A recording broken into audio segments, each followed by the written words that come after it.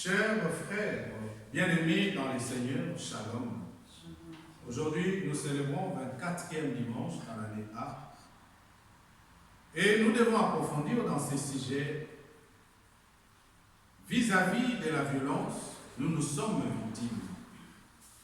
La vengeance n'est pas bon, car c'est celle de pardon qui libère. Pourquoi on dit c'est le pardon qui libère? Nous avons écouté dans cet évangile d'aujourd'hui, on nous parle quand Pierre posant la question à Jésus, si son frère lui fait du mal, quelle attitude il doit adopter? Je sais, parmi nous qui sommes réunis aujourd'hui dans cette assemblée ce matin, il y a au fond de nous des gens que nous n'arrivons jamais à pardonner. Parce que ces gens, ils nous ont fait du mal, ils nous ont causé du tort. Il y a même ceux-là que nous avons décidé dans notre vie, on ne doit plus leur adresser la parole. Deux fois, on a dit même aux autres, jusqu'à notre mort, on ne parlera pas. Il y a même d'autres qu'on a demandé, même quand je vais mourir, ne venez pas pendant mes obsèques, parce que je vais venir te hanter. Mais nous devons nous poser la question plus profonde de nous. Nous avons réellement cette voix. Qui parmi nous ne pêche pas? Qui parmi nous ne fait pas du mal? Qui parmi nous ne blesse pas les autres? Blesser les autres, vous devez me dire oui. Moi, je ne jure pas. Moi, je ne crée pas de problème. Mais peut-être votre attitude, peut-être votre façon de parler, peut-être votre façon de regarder, peut-être votre façon de marcher, peut-être votre façon de penser, ça affecte l'autre. Quelque part, nous causons du tort à nos prochains. C'est pour cela que la Bible nous dit, pardonnez à ton prochain les torts qu'il t'a fait, alors ta prière et tes péchés seront remis. La personne qui ne pardonne pas, il est difficile que sa prière soit exaucée. Il est difficile que Dieu entende sa prière. Il est difficile que Dieu puisse répondre à sa demande. Vous verrez, des gens envahissent les églises. Ils prient jour et nuit. Des fois, ils disent, je me suis consacré au Seigneur. Je fais le travail de Dieu. Je fais des dons. Je me mets dans la prière. Pourquoi Dieu ne me répond pas? La Bible dit, Dieu n'écoute pas la prière des hommes pécheurs. Parce que les gens qui pêchent et qui font du mal, leur prière devant Dieu, c'est une abomination. Et Dieu n'est pas content de ce genre de prière. Lui-même, il nous demande aussi, si tu as de conflit avec ton frère, avant d'aller même offrir des offrandes, déposer d'abord ton offrande à côté, va te réconcilier avec ton frère et ta soeur, après de venir offrir à Dieu des offrandes. Et vous verrez qu'il y a même des gens qui ont fait des dons dans les églises pour que Dieu puisse exaucer leurs prières et Dieu ne répond pas parce que le don qu'on amène est scellé avec les inquiétudes de souffrance. Oui, la violence existe. Il y a la violence dans notre regard. Il y a la violence dans notre façon de se comporter. Il y a la violence par rapport à notre parole. C'est pour cela, dans Siracide, verset 27, 30, en ajoutant 28 à 7, on dit, pour que nos prières soient exaucées, nous devons pardonner. Et nous devons remettre nos péchés à nos frères, à ce moment que Dieu aussi puisse nous pardonner. Je sais, deux fois nous faisons cette prière de notre Père. Mais vous verrez la prière de notre Père, alors, quelque part, on dit, pardonne-nous, comme nous pardonnons à ceux qui nous ont offensés. Mais quand tu prononces cette parole au plus profond de toi, est-ce que toi, tu as pardonné certaines personnes pour que Dieu aussi puisse te pardonner? C'est la question. La vengeance, c'est bon. La vengeance, que nous subissons, des fois nous disons, c'est injuste. Je ne mérite pas que les gens me traitent de cette manière. Je ne mérite pas que les gens se comportent ainsi vis-à-vis de moi. Je ne mérite pas que les gens me parlent ainsi. Je ne mérite pas qu'on m'adresse une telle parole. Je ne mérite pas une telle réaction. Chacun de nous, il se sent violé dans son intimité, dans son être. Il se sent déçu. Quelle est notre première réaction quand on se sent dans la violence? Notre première attitude nous amène à pécher. Notre attitude, ça ça nous amène dans cette révolte. Je vous ramène dans ce livre de Genèse chapitre 3 verset 7. On dit contre lesquels Dieu met en garde Caïn, qui est jaloux de son frère Abel. Cette bête sauvage qui est en nous, qu'on appelle la vengeance. La première réflexion, c'est celle qui nous arrive, c'est agresser l'autre. On devient trop agressif parce qu'on se sent violé. On devient agressif dans notre parole. On devient agressif dans notre attitude. On devient agressif par rapport à nos actes parce qu'on se sent violé. Mais vous verrez, cette violence est arrivée au fond du cœur de Caïn à cause de la jalousie. Parce que Caïn, quelque part, il a été senti violé parce que Dieu n'a pas exaucé son offrande, il a exaucé l'offrande de son frère. Des fois, vous verrez aussi dans la famille, nous avons ce genre d'attitude. Des fois, nous disons papa et maman aiment telle personne plus que nous. Et vous verrez que même Joseph, il a été vendu à cause de cela, parce que les autres, ils étaient sentis agressés par rapport à se disant qu'ils n'avaient pas tout l'intention ou l'amour de Jacob. C'est pour cela, comme Jacob aimait tellement Joseph, il devait être vendu. Vous verrez aussi dans la famille, on dit peut-être papa aime papi ou aime trop Janine plus que nous autres. Et on se sent agressé et ça engendre à nous la violence. Et la violence, nous avons besoin, l'attitude première, c'est se venger. Chacun de nous cherche toujours à se venger auprès de ceux qui l'ont fait violence. Et vous verrez que ces bêtes sauvages habitent au plus profond de nous. Et ça nous pousse à agresser.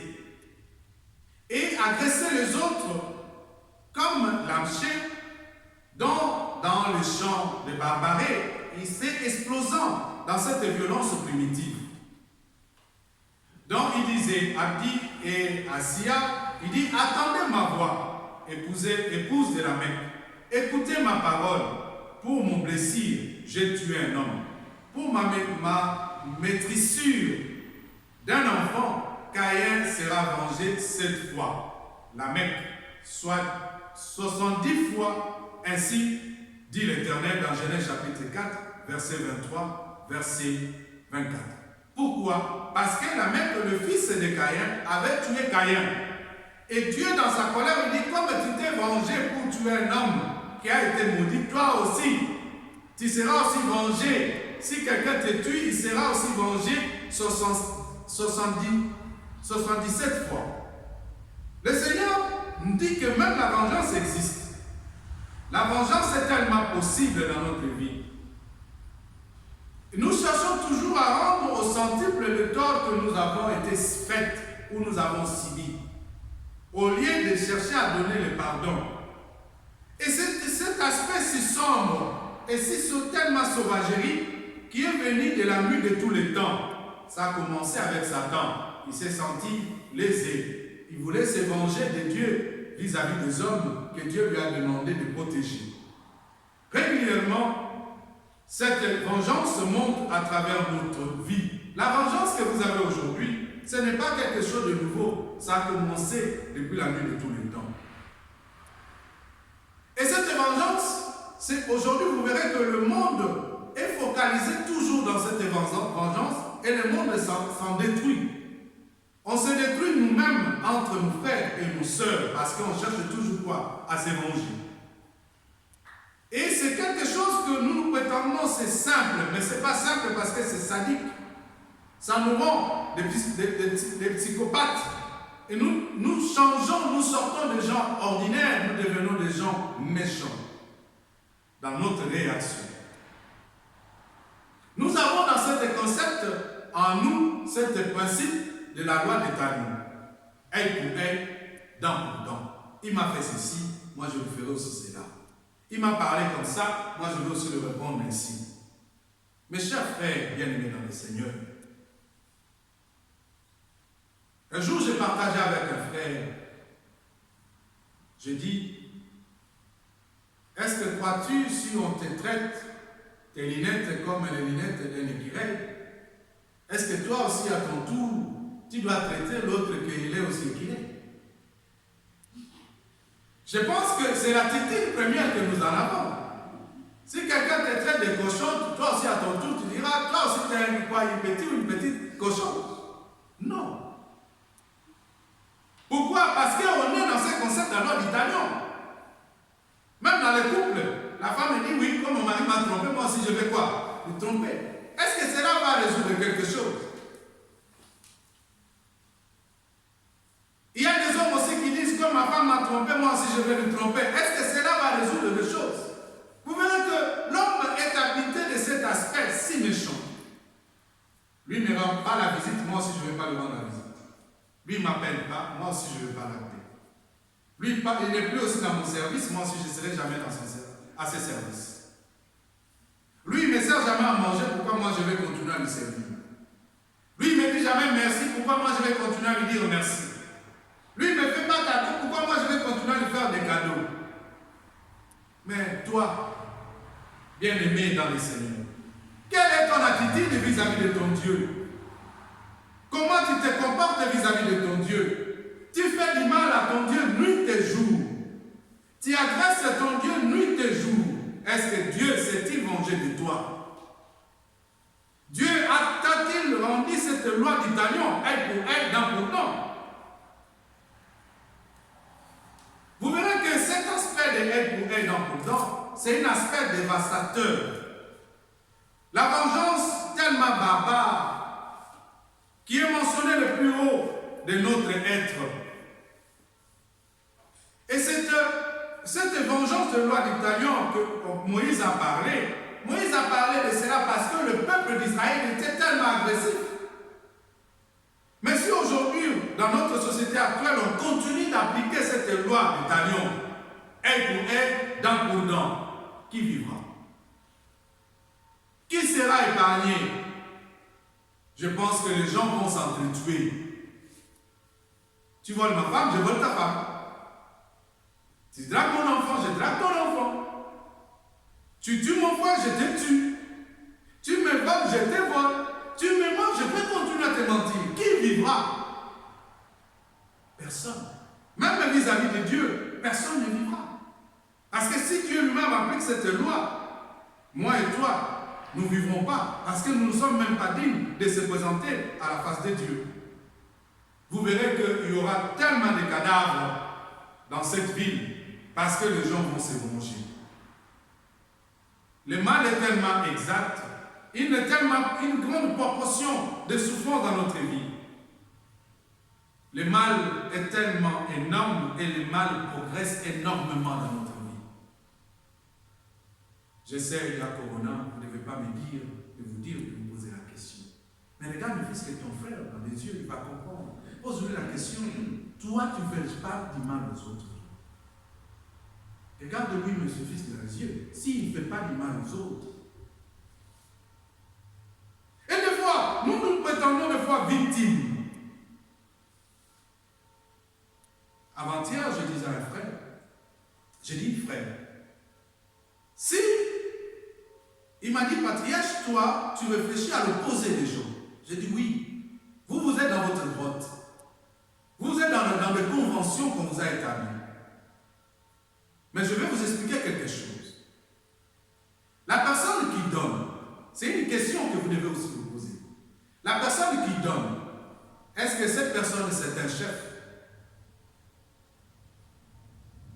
Si je vous pose la question, vous devez me dire oui. Il est chef parce que c'est lui quoi? Qui me donne.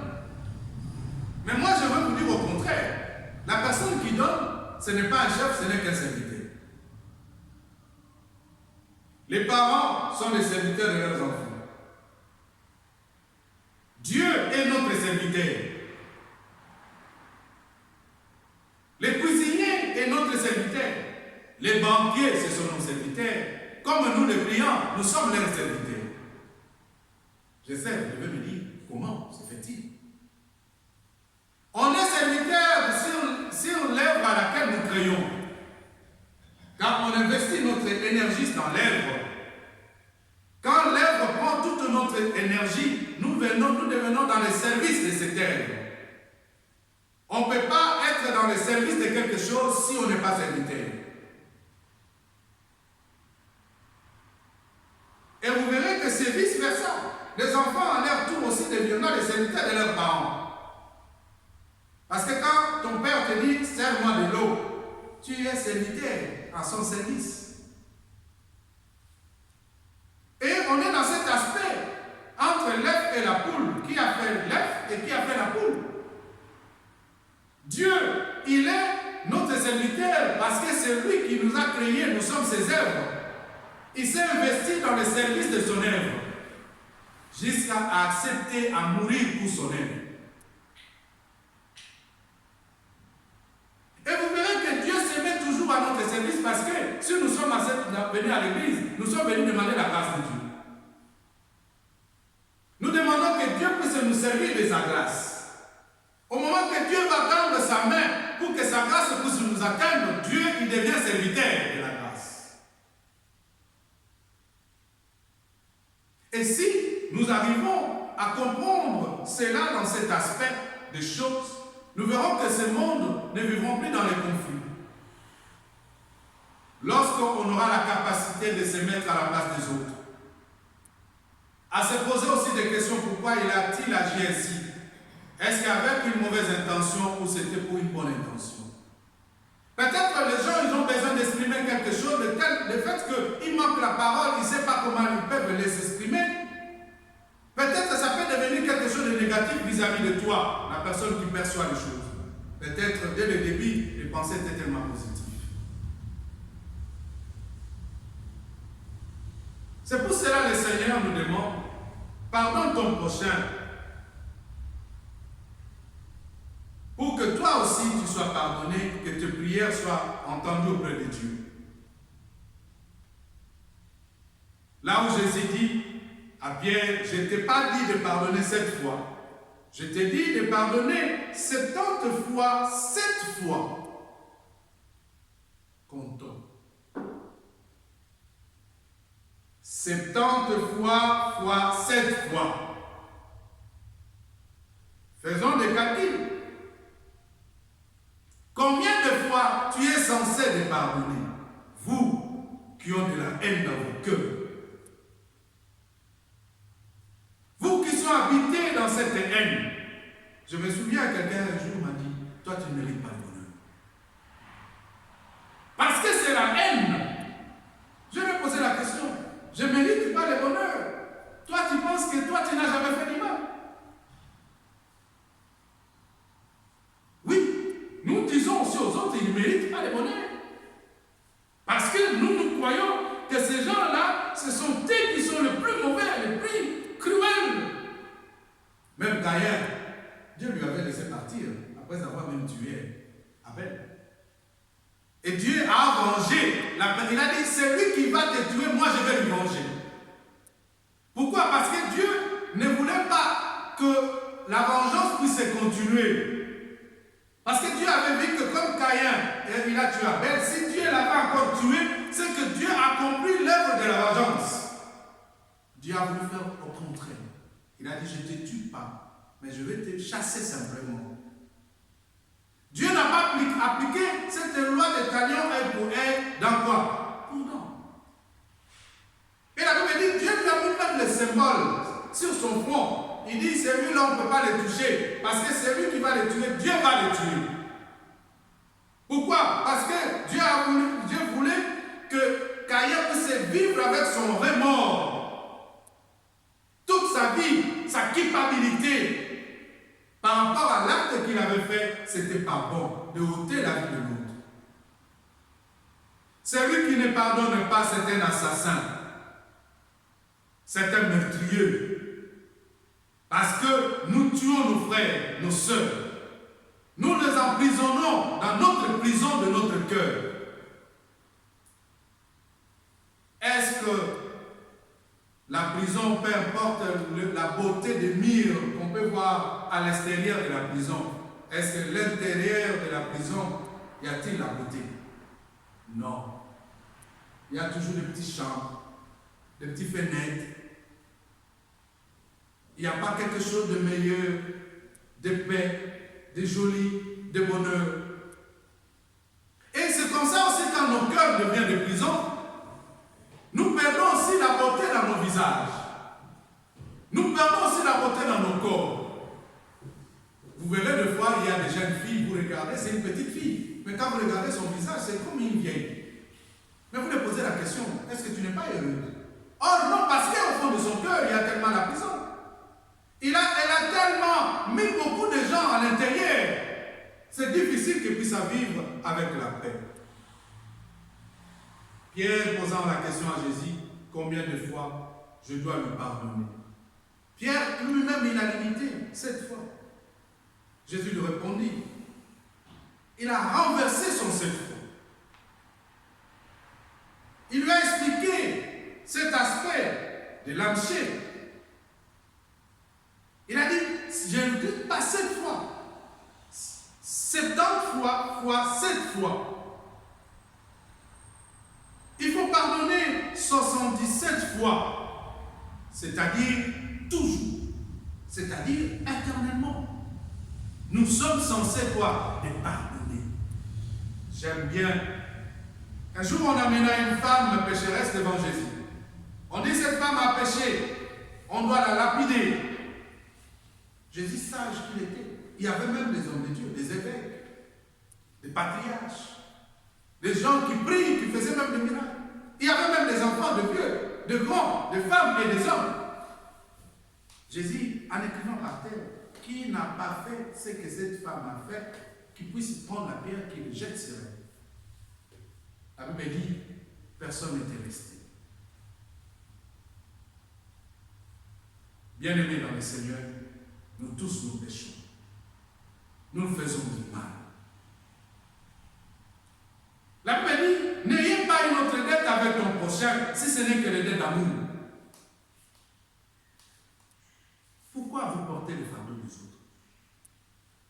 Pourquoi? Pourquoi souffrez-vous à cause du mal-être de l'autre? Pourquoi souffrez-vous à cause de l'inquiétude de l'autre? Il y a un dicton en Afrique, il y a cet injure en Afrique qu'on dit ta maman. Je pense que si on est en Afrique, quand on te dit ta maman, les gens peuvent se casser la tête. Ils vont dire qu'ils ont injurié ma mère.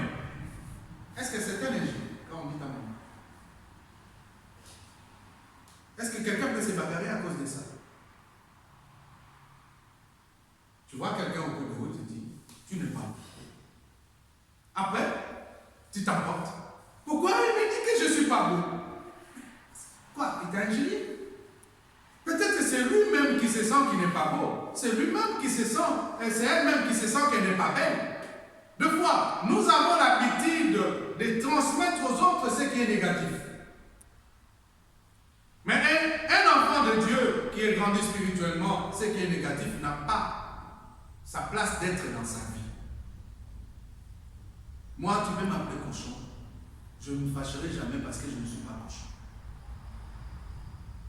Tu me diras tu es méchant. Je ne dirai jamais que je suis méchant parce que je ne suis pas. Les gens qui s'emportent dans ce genre de choses, c'est qu'en réalité, il est.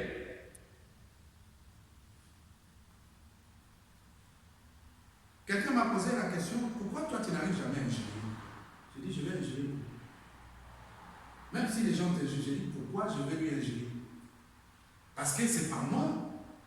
C'est elle-même qui vit dans ce monde, dans sa souffrance. Pour qu'elle se sente bien, elle veut m'amener dans son petit club dont je ne mérite même pas et je n'irai même pas.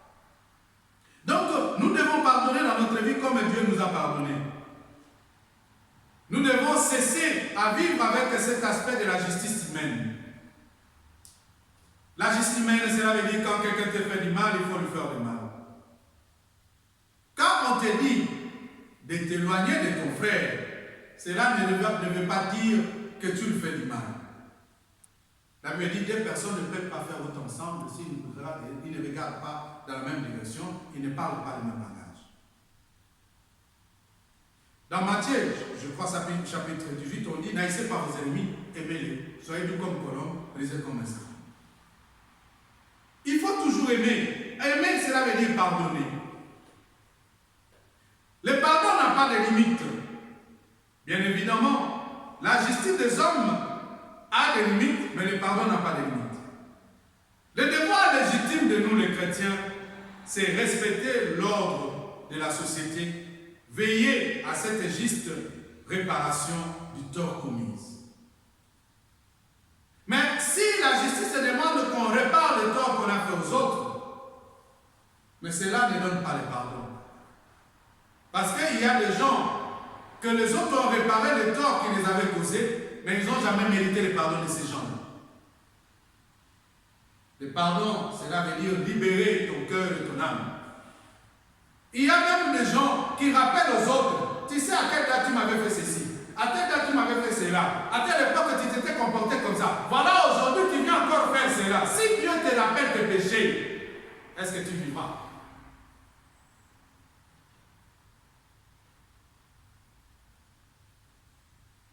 Il y a même dans les familles qui vivent dans ce genre de comportement. Chaque fois, si quelqu'un il fait une petite erreur, on lui rappelle tous les péchés des décennies et des décennies. Tu te souviens, à telle date, à telle époque, à tel temps, à tel moment. Mais quand on se met devant Dieu, nous ne nous rendons pas compte que Dieu aussi peut nous rappeler nos péchés.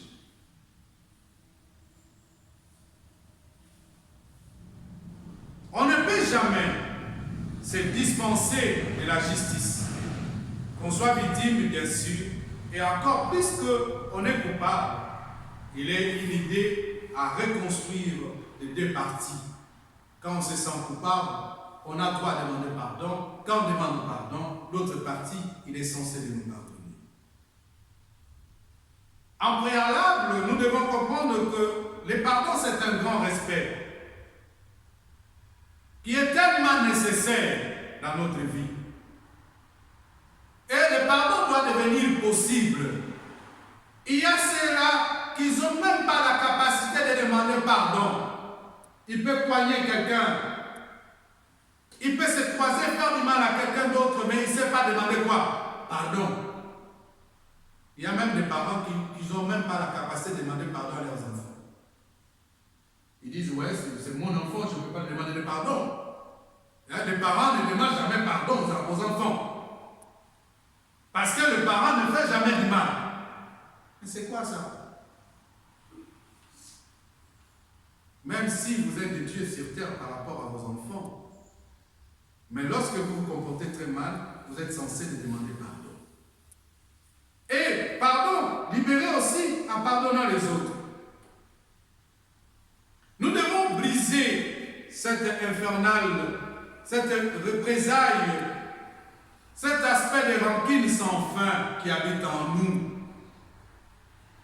Vous marchez comme ça au cours de route, vous regardez quelqu'un que vous ne connaissez pas, vous dites, celui-là je ne l'aime pas. Il est de ta famille. Tu le connais. La tête là, je n'apprécie pas. Qu'est-ce que ça a à voir avec sa tête? Je connais certaines personnes qui disent, moi je ne peux pas entrer dans... Je n'aime pas que les gens me regardent dans les trams. Est-ce que c'est ton tram ou toi?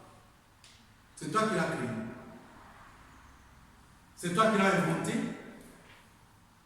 C'est ta société. Il y a même ceux-là qui se mettent à l'écart parce qu'ils vivent avec cette rancune, la haine vis-à-vis même des innocents.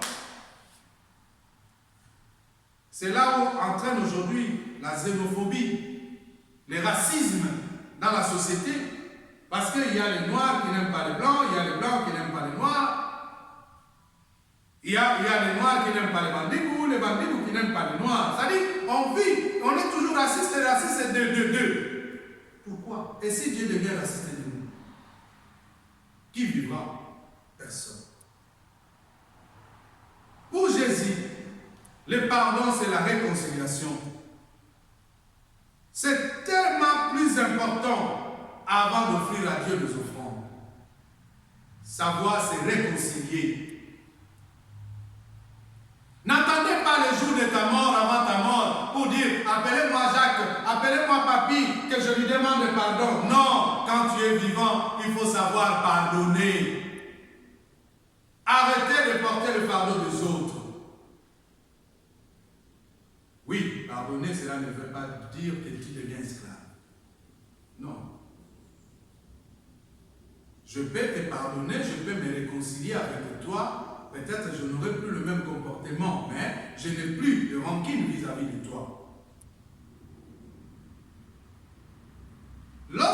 présentes l'offrande à l'autel, si tu te souviens que ton frère a quelque chose contre toi, laissez ton offrande et va d'abord réconcilier avec ton frère, puis reviens présenter l'offrande à Dieu. Matthieu chapitre 5, verset 23.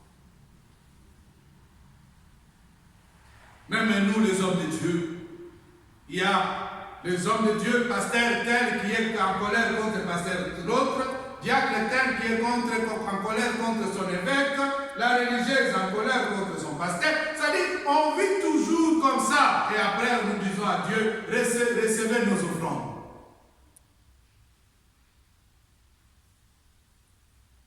Dieu ne le reçoit pas, parce que nous ne sommes pas dignes de lui présenter nos offrandes.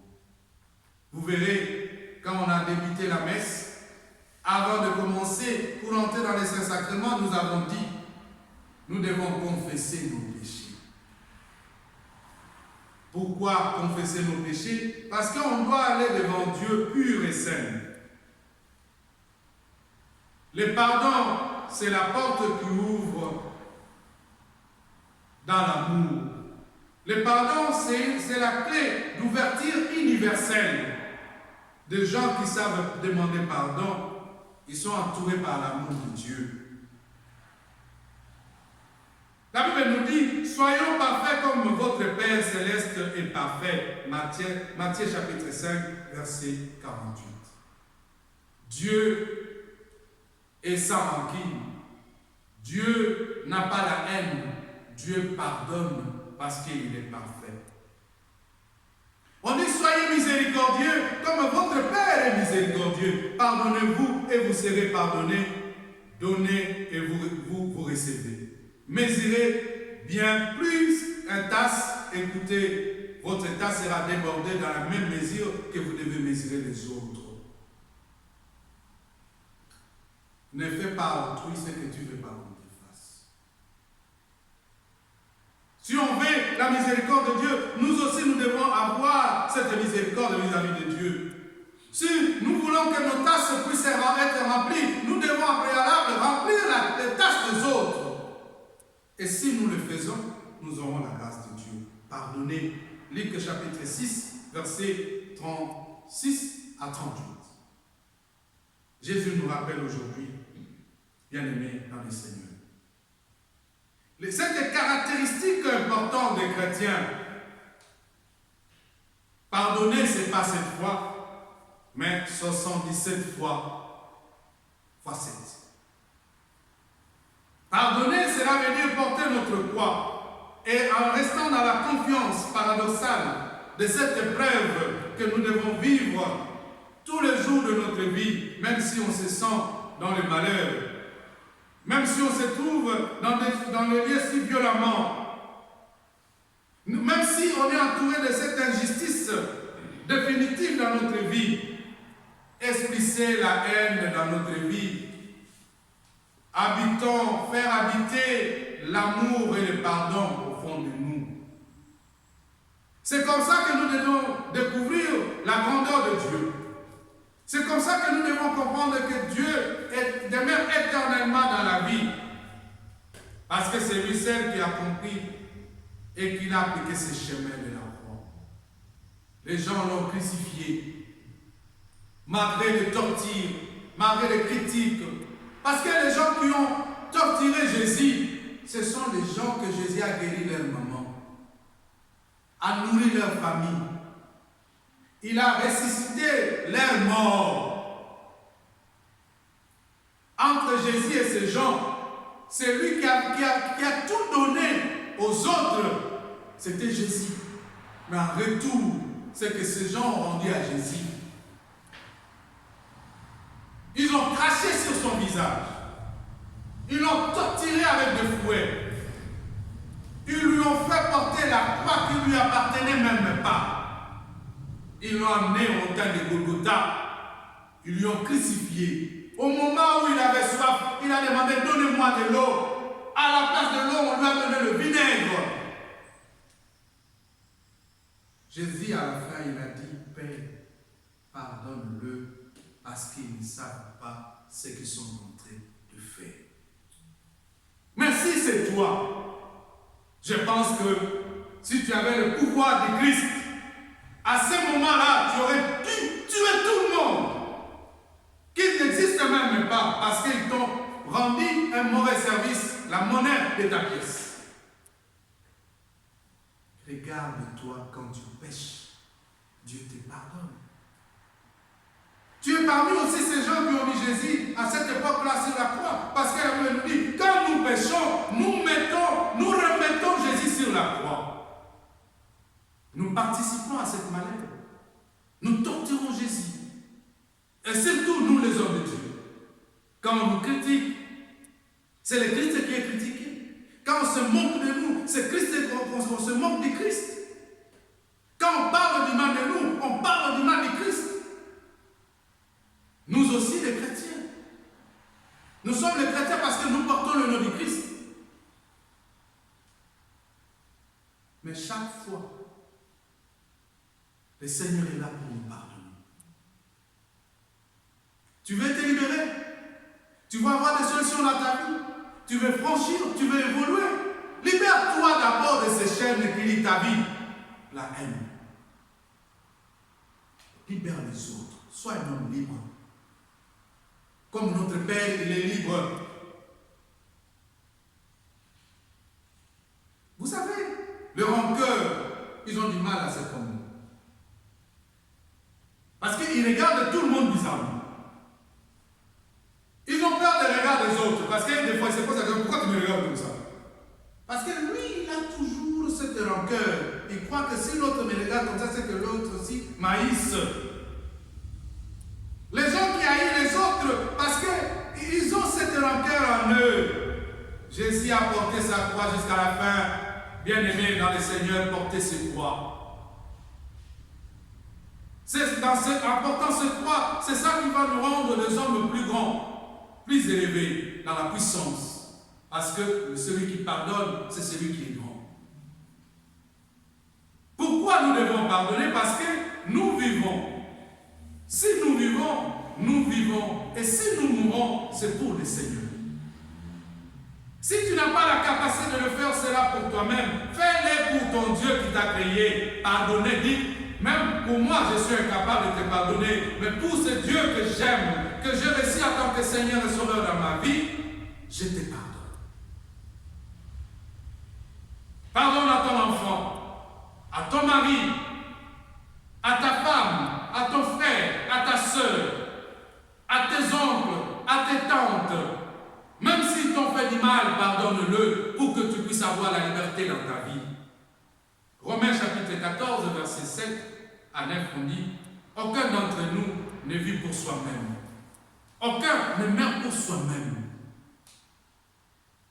Celui qui vit pour soi-même, celui qui meurt pour soi-même, il a déjà perdu sa vie. Si nous vivons, c'est pour le Seigneur. Si nous avons la vie, c'est le Seigneur qui permet que nous puissions vivre. Si nous respirons, c'est le Seigneur qui permet que nous puissions respirer.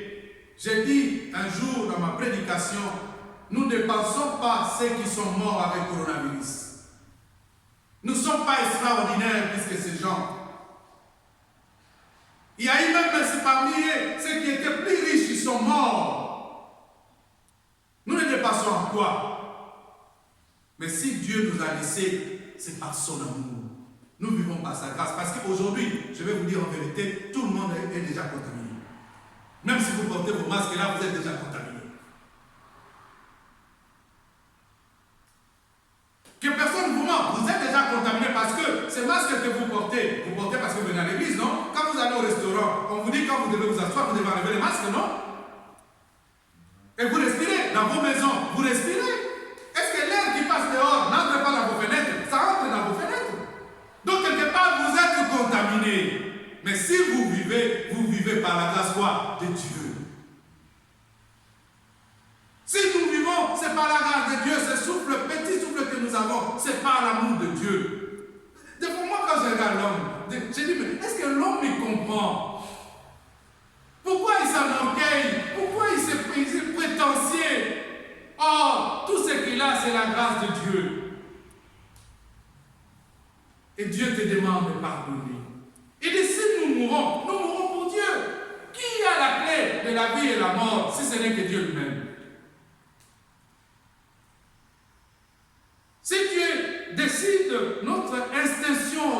mourir. Nous devons tous mourir. Mais Dieu nous laisse à la vie par son amour. Il dit, si nous mourrons pour le Seigneur. Ainsi, dans notre vie, comme dans notre mort, nous devons appartenir au Seigneur. Nous venons de lui, nous devons appartenir à lui. Faire ce qui est sa volonté, faire ce qu'il nous demande, pardonner les autres. Moi, si vous me posez la question, tu as la haine de qui? Je vous dirai personne. Moi, chez moi, je reçois même des gens qui m'ont fait du mal. On mange ensemble, on rigole. Il y a même ceux-là qui m'ont donné même des noms, ils m'appellent les miracles. Parce que quand on appartient à Dieu, on appartient à Dieu. Arrêtez d'haïr les autres. On dit car si le Christ a connu la mort, puisse la vie, c'est pour devenir le Seigneur et de la mort et de la vie. Si Jésus n'avait pas pardonné, Jésus n'aurait pas dû devenir le Seigneur. Jésus, il est devenu grand. Quand il a prononcé cette parole, Père, pardonne-le, parce qu'ils ne savent pas ce qu'ils sont en train de quoi de faire. C'est là où Jésus a marqué la différence entre Satan et Dieu. C'est là où Jésus a marqué la différence entre la haine et l'amour. On dit dans tout, l'amour triomphe toujours. Parce que l'amour est accompagné avec le pardon. Excusez-moi, avant de terminer cette prédication, moi, souvent, je considère Dieu comme une femme. Oui, dans l'aspect amour. Parce qu'une femme a des têtes. Il a une partie du mal, une partie du bien. Mais une femme le joue tellement, très très bien tous ses rôles. Parce qu'une femme, quand elle t'aime, elle t'aime. Même si tu fais des bêtises, si elle est amoureuse de toi, elle est amoureuse quoi? De toi. Elle va te supporter. Malgré nous, les hommes, nous sommes incapables. Mais si une femme aussi t'haïsse, elle t'haït. Tu sois beau ou même tu l'achètes des villas. Si elle ne veut plus de toi, elle ne veut plus de toi. Mais tout ça, ça fait partie des caractères de Dieu. La Bible dit, si Dieu est pour nous, qui sera contre nous? Personne. Mais si Dieu n'est pas pour nous, qui viendra nous racheter? Personne. Bien-aimés dans le Seigneur, nous devons retourner dans nos maisons. Nous retournons au fond de notre cœur. Pendant la consécration, nous devons dire à Dieu pardon.